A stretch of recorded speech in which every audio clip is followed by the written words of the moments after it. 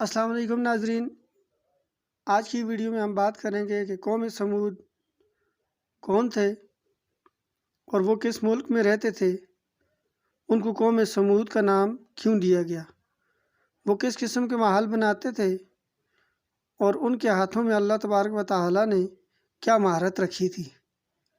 اگر آپ نے ابھی تک روشنی اسلام چینل سبسکرائب نہیں کیا تو روشنی اسلام چینل کو سبسکرائب کریں، ویڈیوز پسند آئیں تو لائک کریں اور دوسروں کے ساتھ شیئر کریں۔ اللہ تبارک و تعالیٰ قرآن کریم میں فرماتے ہیں، تم فرما دو زمین میں سیر کرو، پھر دیکھو کہ جھٹلانے والوں کا کیسا انجام ہوا۔ حضرت عبداللہ بن عمر رضی اللہ تعالیٰ عنہما فرماتے ہیں کہ غزوہ تبوک کے موقع پر جب رسول اللہ صلی اللہ علیہ وآلہ وسلم اپنے اصحاب کے ہمراہ قوم سمود کی جگہ یعنی مقام ہجر میں اترے تو لوگوں نے ان کے کنواں سے اپنے مشکوں میں پانی بھر لیا اور اس سے آٹا بھی گوندھ لیا، تو رسول اللہ صلی اللہ علیہ وسلم نے ان لوگوں کو حکم دیا، اس کنواں سے جو پانی بھرا ہے اس کو بہا دو اور اس پانی سے جو آٹا گوندا ہے وہ اونٹوں کو کھلا دو۔ اور آپ صلی اللہ علیہ وسلم نے فرمایا، تم لوگ اس کنواں سے پانی بھرو جس کنواں سے حضرت صالح علیہ السلام کی اونٹنی پانی پیا کرتی تھی۔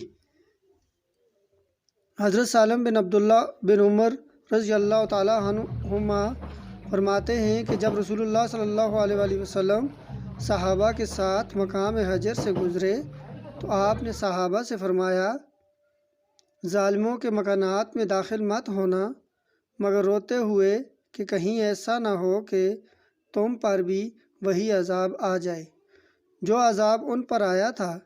پھر سواری پر بیٹھے رسول اللہ صلی اللہ علیہ وسلم نے اپنے چہرے پر چادر ڈال لی۔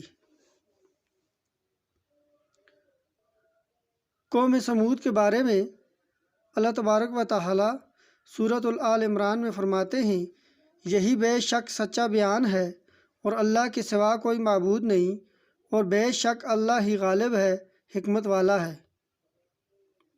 شہر مدینہ اور ملک شام کے درمیان ایک بہت بڑی سرسبز و شاداب وادی تھی جس میں زرخیز حلاقوں اور پھلدار باغوں کی کثرت تھی۔ اسی وادی میں قوم سمود رہتے تھے۔ ایک روایت کے مطابق 900 گھروں کی اور دوسری روایت کے مطابق 1500 گھروں کی وہ بستی تھی۔ اس قبیلہ کا نام ان کے دادا کے نام پر قوم سمود رکھا گیا تھا اور ان کے پایہ تخت کا نام الحجر تھا۔ اس قوم کو فن تعمیر میں بڑی مہارت حاصل تھی۔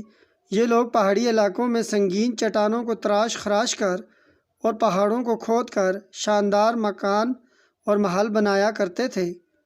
ان لوگوں نے جاڑوں میں رہنے کے لیے پہاڑوں کے اندر محل بنا رکھے تھے اور گرمیوں میں رہنے کے لیے پہاڑوں کے اوپر مکان بنا رکھے تھے۔ آج بھی ان کی بنائی ہوئی عمارتوں کے آثار موجود ہیں جو ان کے ہاتھوں میں مہارت کی گواہی دیتے ہیں۔ اپنے میزبان دانش خان کو اجازت دیجیے۔ اللہ حافظ۔